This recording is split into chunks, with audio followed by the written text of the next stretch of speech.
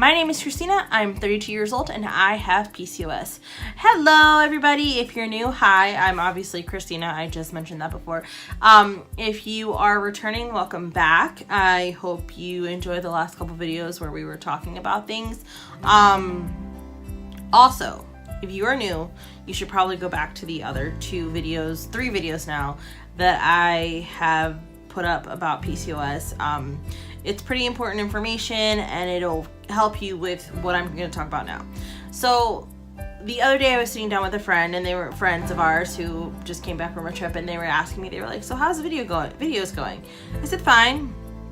And they were like, do you think you're helping people? And I said, well, if you ask me, I really feel like I'm helping myself, because in this process, I'm learning about myself while talking about it. And I think that's so important as I look down, because I'm trying to, just collect all my thoughts. I think it's so important to help each other and to honestly just to talk about something that is bothering you, or not bothering you, but per se, something that you don't know about. I'm learning about myself and the things that I have with PCOS in the process. So I think it's important for everybody just to share tidbits of information about things. There's lots of resources now, like YouTube and Facebook and Instagram. So if we're all a collective, group of people who can kind of help with information, like my friends were saying, if we can all help each other, watching videos about these things it's so much easier than just going into WebMD, which WebMD is the worst thing ever. My husband looks at it all the time and he thinks he has cancer, so don't do it. So yeah, that's kind of what this is. This is my therapy, and it is also to help others out there who are dealing with PCOS and don't know what to do. I want to create and I know there is a community, but I want to create more of a community and an open discussion about this, because this is an issue. This is a problem. 1 in 10 women have this. 1 in 10, and it's becoming more common. And there are people that are older than me that have it too. It's not just young people like everybody's saying, okay? So let's start a conversation. Let's have a conversation and let's talk about that. Okay, so now that I've talked about all of that, let's talk about we're gonna talk about in this video. So like I said earlier, the last video had more technical terms and all that. This video, we're kind of gonna talk about the symptoms and the different hormones. This is going to be a part of an 8-video series, and then we're going to move on to some other stuff that's kind of fun. So, with that being said, let's kind of just jump right into it with all the PCOS symptoms. Okay, so we've talked about these in the past. We talked about the symptoms that you may have, that you may, if you check yourself before you wreck yourself. No, you're not wrecking yourself, but if you check yourself, it's a Beastie Boy reference, I think. Neil would be really disappointed in me if I didn't know that, but whatever, it's fine. I think it is. If I'm wrong, let me know. Anywho, so let's kind of, just so that you can go through a checklist of things, if you're going to your doctor and you notice these things on you, or about you, or if you haven't gone to the doctor yet and you're kind of like, there's kind of some weird things going on with my body, I'm going to suggest that you write this stuff down. Okay. I am not a doctor or a nurse, but I am somebody that has had PCOS for over 13 years now. So this is what I'm saying. These are the things that you should look for. I've also done the research to figure out what the signs and symptoms are. Even though I know them, I think it's really important to get the research done so that you know that I'm not just coming up with these things out of my head, okay? So let's talk about the symptoms. Well, that was fun. My lights in my office just went off. We have a Google Home, so it's on a schedule, and it turns it off, and I'm filming right now, and it decided to turn itself off. Awesome. So now we have to, adjust the collars, fix the glasses. All right, now we're getting back to reality here. So the symptoms of PCOS, like I was saying before the lights went out, these begin shortly after puberty. So make sure you look at yourself and examine yourself, and they can go undiagnosed for some time if you're not aware. So the number one thing is irregular or missed periods. If you have an irregular menses, keep a log. Make sure you're keeping track of when you have them. A normal menstrual cycle, I think, is 26 to 32 days. When I went into the doctor's office and I was like, they were like, when was your last period? Like 5 years ago. They all looked at me like, what? But I knew. And I told them, so keep track of that. Keep track of how often, and if you skip a month, or if you skip 2 months, if you skip 3 months, just keep track of that. Like, in my mind was like, oh my gosh, I skipped 3 months, maybe I'm pregnant kind of thing. And it didn't turn out to be that way. So just keep track. If you have a smartphone, there are tons of apps that you can use, and we'll talk about those and we'll go over them. But definitely keep track of when you're having your period, so that when you go to your doctor, you can tell them, and they can kind of adjust. I have like such an itch. I don't know what's going on. They can kind of tell you or adjust your diagnosis accordingly. Okay. And pretty much if you are not having a period, that means you are not ovulating, which is one of the biggest signs of PCOS. Okay. The other thing is I have a list here. See, this is what I do during the week. I make a list of all the stuff and I talk to you guys about it. Okay. And it's in this cute little notebook that says good vibes only, because we want to give good vibes, right? Okay.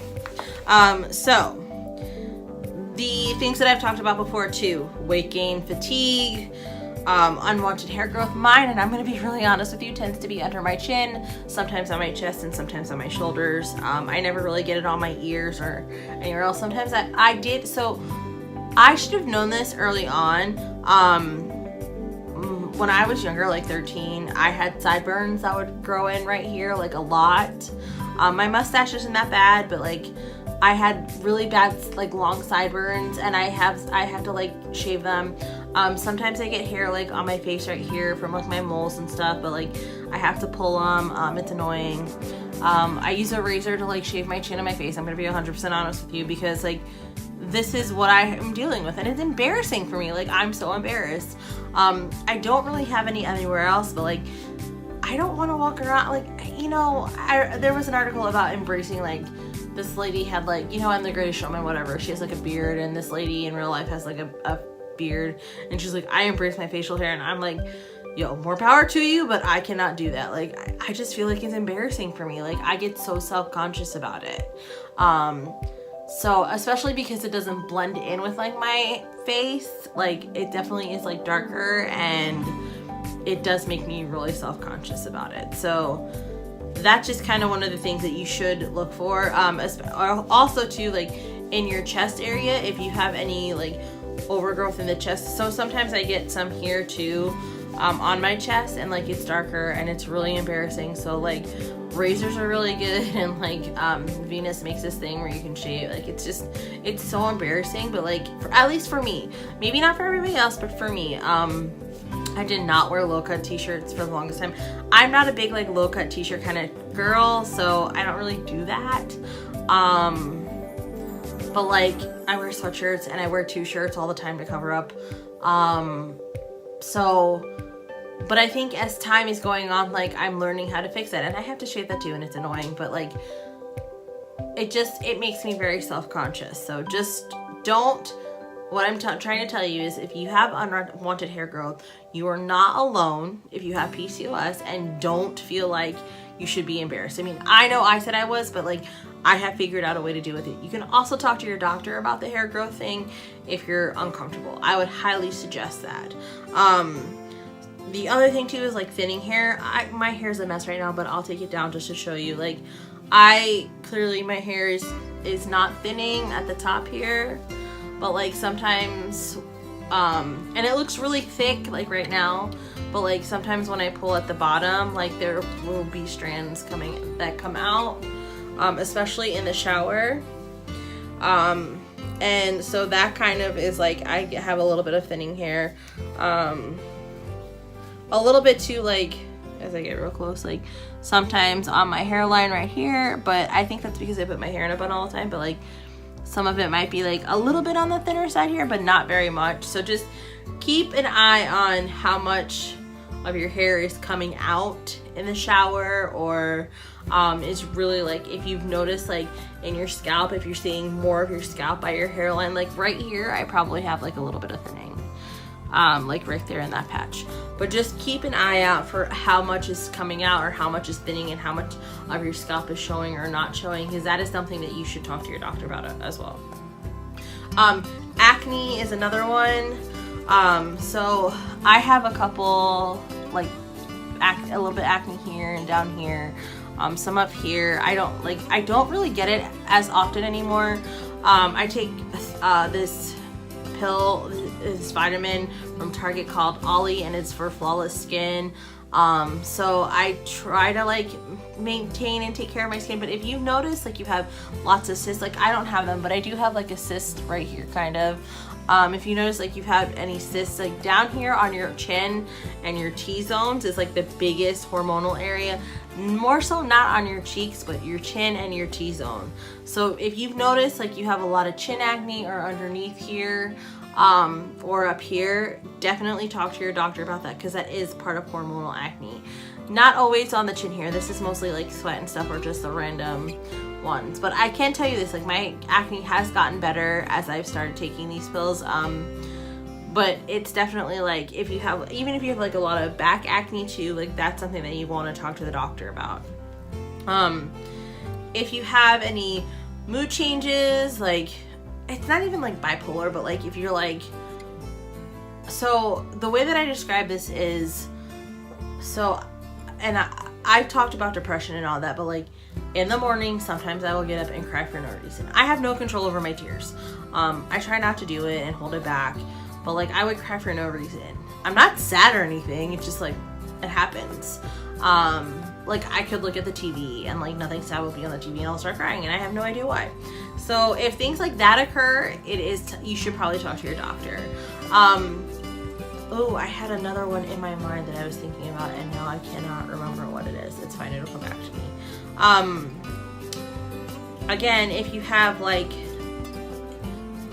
any type of pelvic pain in that ovary region, talk to your doctor, because that definitely is something that could be because of PCOS. Like that is not a big problem, but that is a big indicator. It's not just because you're I always used to think it's because I'm ovulating. No, it could be related to PCOS.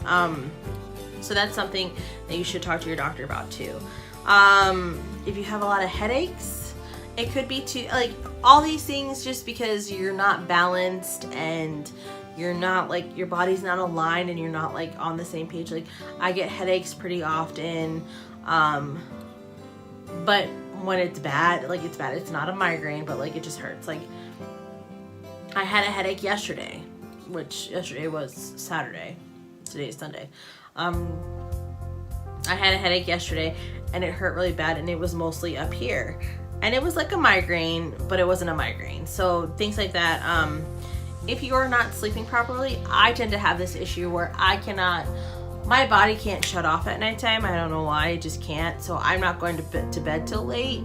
Like I've never been able to go to bed at 10 o'clock and I should, but I can't. I'm going to bed like between 12 and 2. I used to go to bed at 4 a.m. and it was horrible for me. So if you have like a sleep apnea issue, that's something. And I was taking melatonin, which it's horrible. It gives me nightmares. So if you can do it. But definitely talk to your doctor about your sleep patterns. Just take a kind of poll or just a survey of the hours that you're sleeping, what time you're going to bed, and how you feel when you're going to sleep.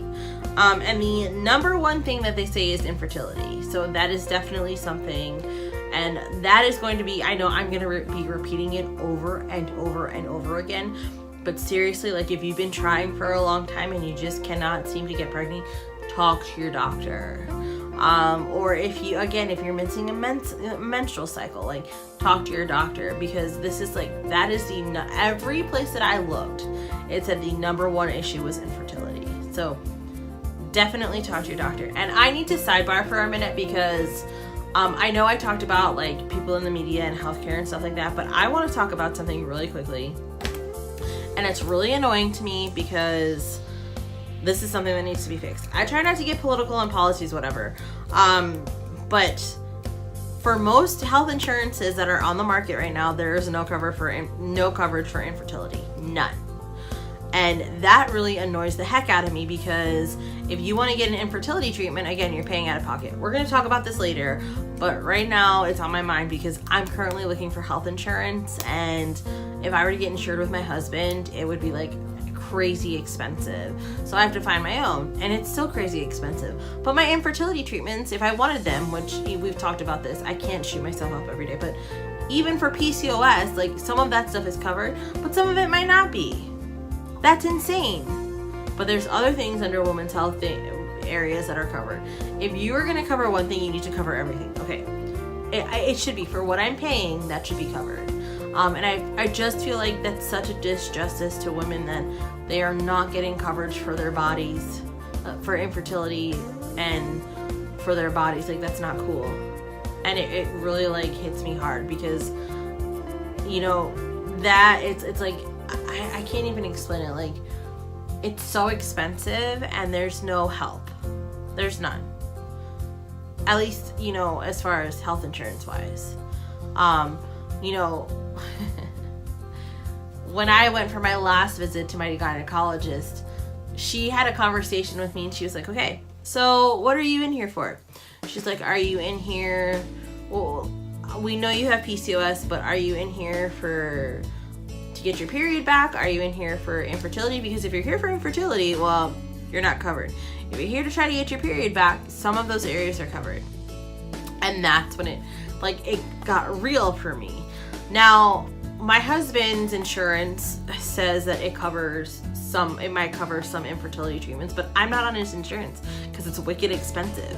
But they do have something for adoption coverage, like they would help pay for us if we wanted to adopt, which is awesome, that he gets that benefit. But I wish that benefit was available to everybody.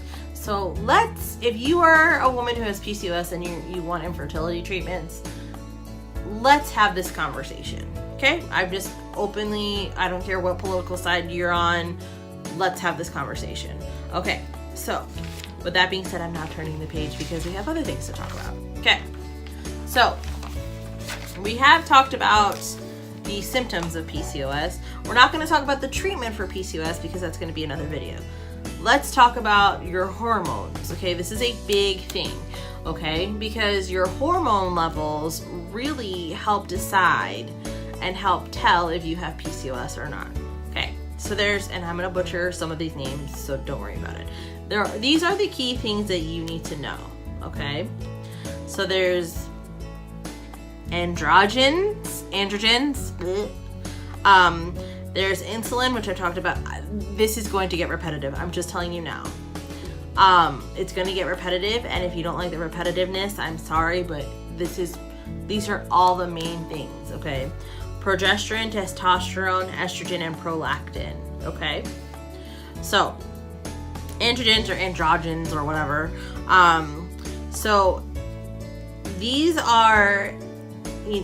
this is like the main production that you're going to have, okay?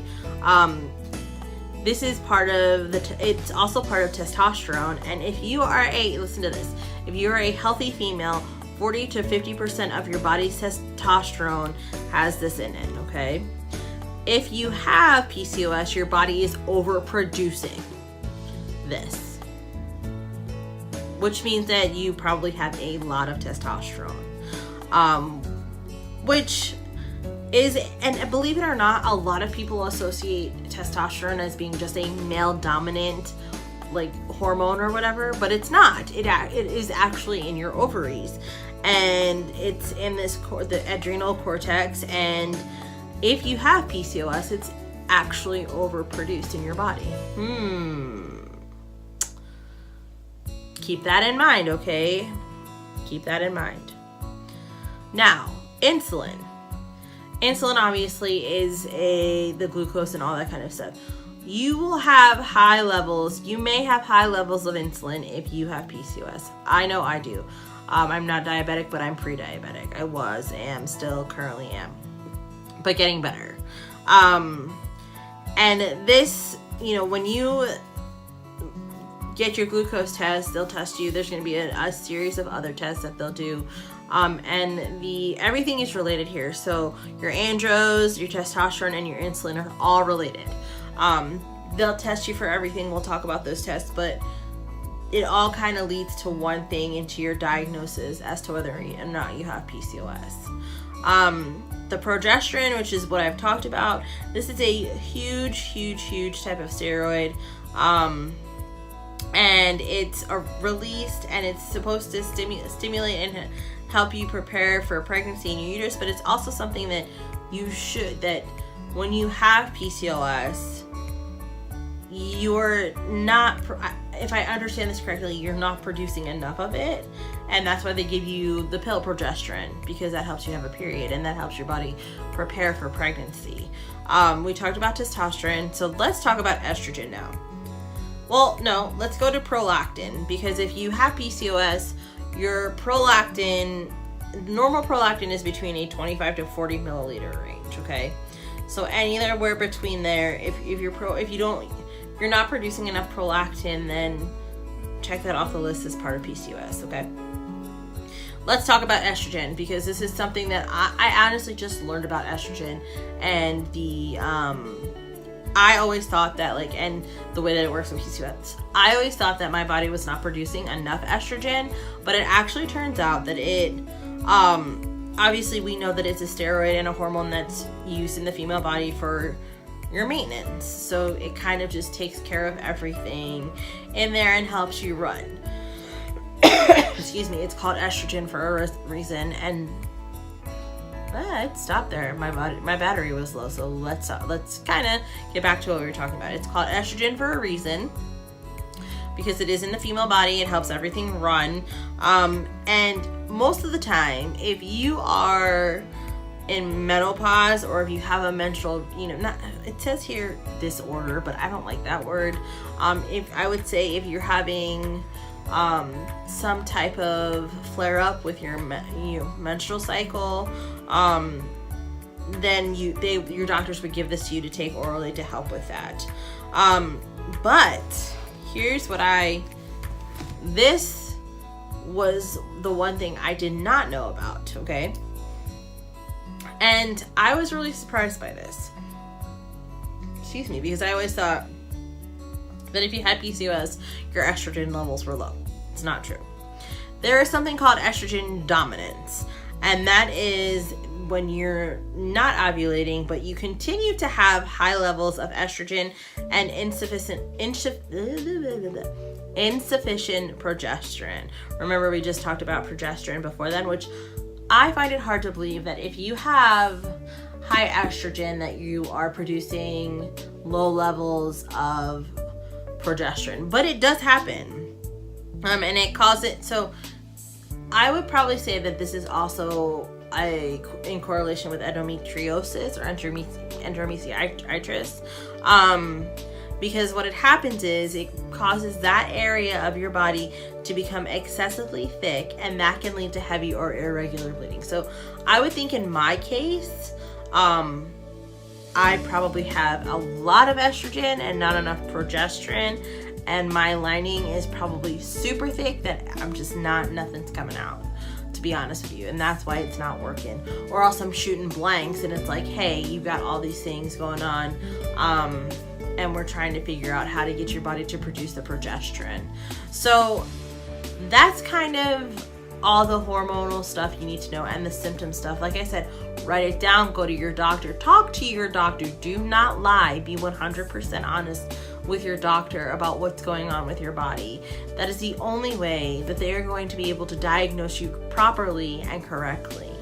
And I think that's so important, because you really need to be aware of what's happening. If something's not right, don't hold off on it, and try to get a second opinion, because let me tell you something. When I was in college and I had that doctor who was like, I'll just give you birth control pills.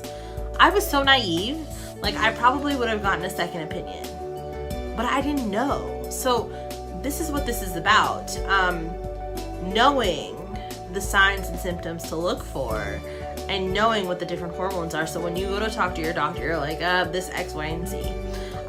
So the next video that we're kind of talk about is going to talk about the different kinds of cysts. We're going to talk about treatments and the different types of tests that they're going to do to test you for PCOS. I am trying to get a copy of my medical records. Since I'm switching insurance, I don't know how easy that will be, because I want to show you guys the levels that I had for glucose and all that kind of stuff.